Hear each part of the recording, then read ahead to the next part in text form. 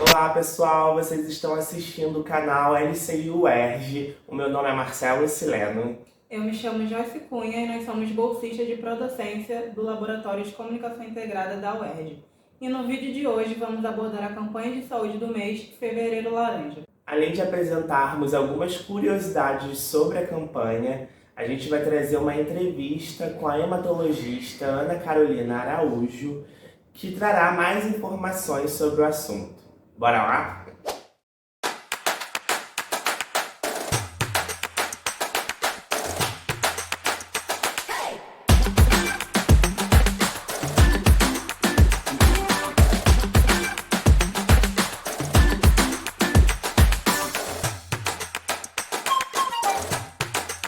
A campanha Fevereiro Laranja é voltada para a conscientização da leucemia e doação de medula óssea, além de propagar a importância da realização de exames para que se obtenha um diagnóstico precoce da doença. Criada em 2019 pela Assembleia Legislativa de São Paulo, a iniciativa prevê uma maior visibilidade sobre a doença através de atividades educativas, a divulgação de informação sobre a doença e a importância da doação de medula óssea. Segundo o Instituto Nacional de Câncer, a leucemia ocupa a 9ª posição nos tipos de câncer mais comuns em homens e a 11ª entre as mulheres. E está entre os 10 tipos de câncer mais comuns no mundo, com cerca de 257 mil novos casos por ano e 12 mil novos casos entre as crianças. Para trazer mais informações e esclarecer dúvidas sobre o assunto, vamos conversar com Ana Carolina Araújo, hematologista e responsável técnica pelo transplante de medula no Hospital Universitário Pedro Ernesto e chefe do Serviço de Hematologia. Queria agradecer a sua presença e a gente vai começar a entrevista. Eu que agradeço o convite de vocês, fico muito feliz do interesse de vocês, alunos da graduação de comunicação, de relações públicas, pelo assunto, né, das leucemias e do tratamento e da campanha de doação de medula óssea. Tá ótimo, então. Eu vou começar então com a primeira pergunta, tá bom? A gente quer saber quais são os principais sintomas da leucemia e como é feito o diagnóstico. Então, os principais sintomas da leucemia, eles estão relacionados às alterações que podem acontecer no exame de sangue dos pacientes. Então, uma alteração muito comum é a anemia. Então, os pacientes geralmente se sentem cansados, mais apáticos, mais prostrados. Os pacientes que têm a plaqueta baixa podem ter algum tipo de sangramento, alguns sinais, hematomas, equimoses, sangramentos mesmo, sangramento no nariz, na gengiva. E os pacientes que têm os leucócitos muito aumentados podem ter alguns sinais relacionados a isso, como dor de cabeça, alguns têm um pouco mais de cansaço, alguns chegam a ter até falta de ar. E alguns casos de leucemia também cursam com o aumento do fígado, do baço, e alguns dão linfonodos pelo organismo, que são aquelas ínguas, que podem dar no pescoço, nas axilas, nas virilhas, e algumas até internamente, que a gente só consegue detectar com alguns exames de imagem específicos. E a segunda pergunta é: quais são os fatores que influenciam para que as pessoas tenham a doença e, se é possível, evitá-los? A gente discute muito em relação a isso, se a leucemia é uma doença que tem fatores de riscos modificáveis, né? A gente não identifica isso, a gente sabe que tem a ver com qualidade de vida, mas a gente não tem nenhum fator específico que tenha relação causa-efeito direto. Então, a gente acredita que, como qualquer neoplasia, qualquer tipo de câncer, a gente recomenda atividade física, a gente recomenda uma vida saudável, mas não tem nenhum fator de risco exatamente identificável, a não ser aquelas pessoas que trabalham com produtos químicos, mas a gente também não tem essa relação causa-efeito tão bem estabelecida. Nossa terceira pergunta é um complemento dessa, na verdade. A gente quer saber se tem algum fator genético que pode contribuir do surgimento da leucemia? Existe um tipo de leucemia, que é a leucemia linfocítica crônica, que ela tem alguma relação com hereditariedade.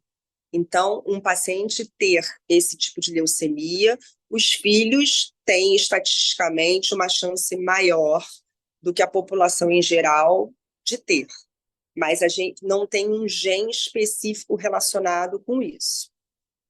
As outras leucemias, a gente já estabeleceu algumas alterações genéticas que são bem relacionadas, mas essas alterações genéticas, elas não são hereditárias, tá? Elas são alterações, mutações, translocações que a pessoa desenvolve ao longo da vida por algum motivo, com algum gatilho. E você poderia explicar os tipos de leucemia e quais são as probabilidades de cura entre eles?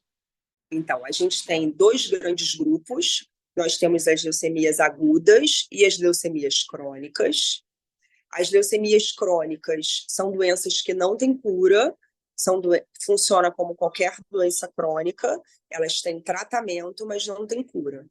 Elas podem ser do tipo linfóide e do tipo mieloide, tá? E as leucemias agudas também podem ser do tipo linfóide ou do tipo mieloide. A chance de cura varia bastante, com o subtipo entre elas e com a idade do paciente.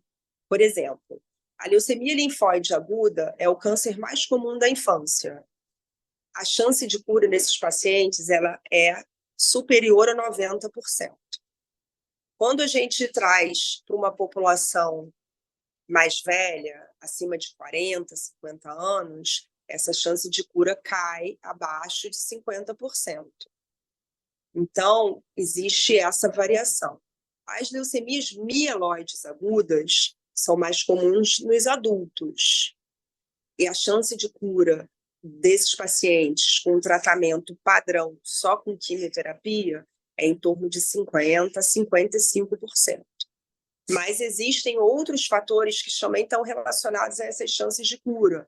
São fatores genéticos, se os pacientes têm alguma mutação relacionada, se eles têm alguma alteração molecular relacionada, que podem melhorar essas taxas de cura ou piorar essas chances de cura. Entendi. A próxima pergunta é: quais são os tipos de tratamento contra a leucemia e se há outras abordagens terapêuticas além do transplante de medula? Então, os tratamentos das leucemias, a maioria deles está pautado em quimioterapia, tá?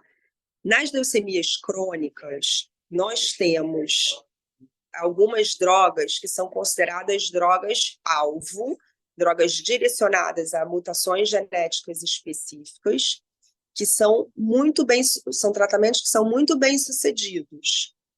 Mas nas leucemias crônicas também existem tratamentos que são à base de quimioterapia. Nas leucemias agudas, 100% dos tratamentos é baseado em quimioterapia. Às vezes, nós temos quimioterapia associado à droga-alvo ou quimioterapia associado à imunoterapia. Mas nas leucemias agudas, a base do tratamento é sempre quimioterapia.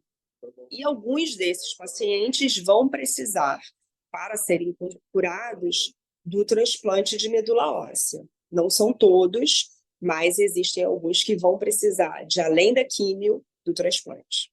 E falando sobre medula óssea, que é o tema do Fevereiro Laranja, que é a doação de medula óssea, essa pergunta vai ser dividida em três perguntas. Como está o índice de doação no Brasil?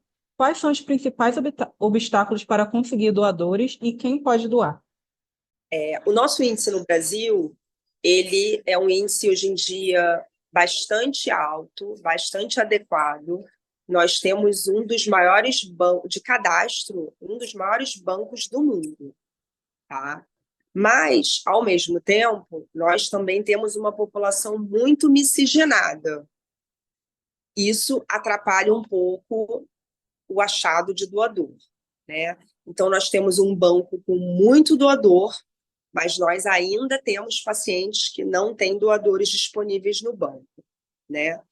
Hoje em dia, à luz da medicina atual, esse problema de doador diminuiu drasticamente, porque antigamente, até uns 15 anos atrás, a gente ou dispunha de um doador aparentado, que basicamente são os irmãos consanguíneos, ou a gente precisava achar um doador no banco. Há mais ou menos uns 15 anos atrás, a gente começou a lançar mão de um outro tipo de doador, que é o doador 50% compatível. E aí a gente, hoje em dia, também tem como fazer um transplante que a gente chama de haploidêntico. 50% compatível podem ser irmãos consanguíneos ou não, pais e filhos. Então, hoje em dia, os pacientes têm uma oferta maior de possibilidade de doador. Hoje em dia, o Redome, que é o nosso Banco Nacional de Medula, só está aceitando cadastro de novos voluntários até 35 anos, e isso é porque o nosso banco já é um banco que tem muita gente cadastrada e que não necessariamente essa pessoa, esse voluntário, vai ser compatível com alguém. Então, a gente só está cadastrando até 35 anos, pessoas jovens mesmo, mas a pessoa pode doar, dependendo se é um transplante aparentado ou não aparentado, até 60, 65 anos.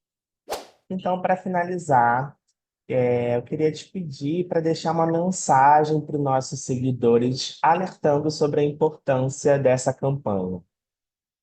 Eu queria pedir para todos os seguidores que continuem doando, né, se cadastrando no Banco Nacional de Medula Óssea, que é o Redome. Nós temos um banco nacional que é muito eficiente, muito comprometido, e o seu cadastro e futuramente a sua doação pode fazer a diferença na vida de muitas pessoas, porque a pessoa pode doar a medula hoje e pode ser convocada também numa outra oportunidade. Hoje em dia, nós temos mais de uma forma de doação de medula, a recuperação é muito rápida, a doação é muito segura e você pode fazer a diferença na vida de uma pessoa. Muito obrigado, Ana Carolina. Obrigado por essa obrigada. entrevista. Obrigado por esclarecer as nossas dúvidas. Bom, foi um prazer. Sucesso para vocês. E aí, gostaram da entrevista? Então deixa o like aqui no nosso vídeo, deixa nos comentários também o que você achou dele e divulga esse vídeo também entre os seus amigos para deixar eles informados. E não se esqueça de se inscrever no canal para não perder os próximos conteúdos. Até o próximo vídeo. Tchau, tchau!